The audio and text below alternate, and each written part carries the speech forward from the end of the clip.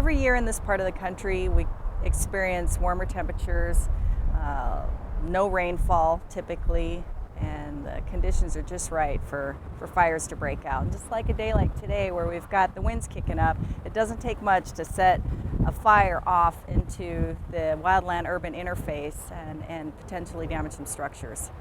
On July 15th, the regional fire jurisdictions all got together and looked at the fire conditions and decided to implement an outdoor fire restriction. It's effective at this time. We might go to a ban later in the season if fire conditions deteriorate and we get into a extremely high fire condition situation. But for the time being, the outdoor fire restriction that was established on July 15, 2010 just covers the in-ground or on-ground campfires and campfire pits. And the reasoning behind that is typically those are the types of fires that cause the large-scale wildland fires.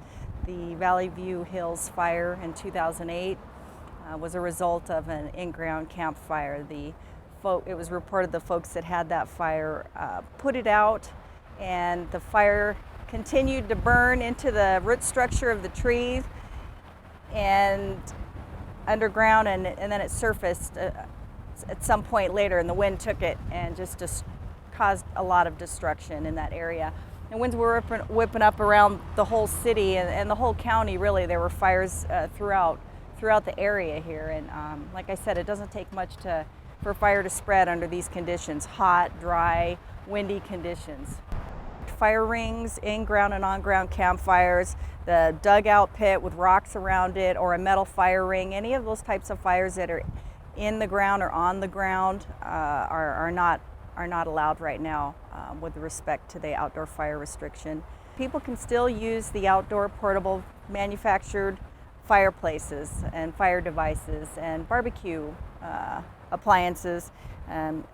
And as is typical for any time of the year period, when you have an outdoor fire, you have to use only approved fuels: propane, natural gas, charcoal briquettes, seasoned natural dry firewood.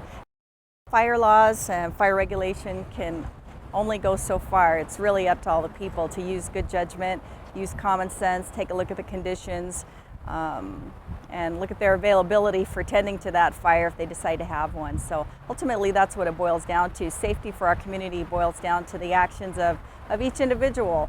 Well, it's really important that people take that seriously, that responsibility to their own property, their neighbor's property, their neighborhood, and our community as a whole.